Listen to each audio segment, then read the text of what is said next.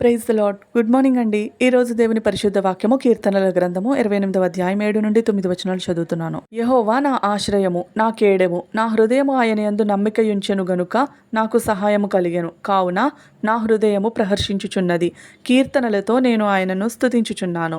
యెహోవా తన జనులకు ఆశ్రయము, ఆయన తన అభిషిక్తునికి రక్షణ దుర్గము. నీ జనులను రక్షింపుము, నీ స్వాస్థ్యమును ఆశీర్వదింపుము, వారికి కాపరివై నిత్యము వారిని ఉద్ధరింపుము. ఆమెన్. ఇక్కడ 3 వచనాల్ని జాగ్రత్తగా గమనిస్తే నాకు ఒక విషయం అర్థమైంది. దావీదు దేవుడి వల్ల మాత్రమే నాకు సహాయం దొరుకుతుంది, ఆయన మాత్రమే నాకు హెల్ప్ చేయగలరని పూర్తిగా నమ్మారు కాబట్టి ఆయనకి సహాయం దొరికింది.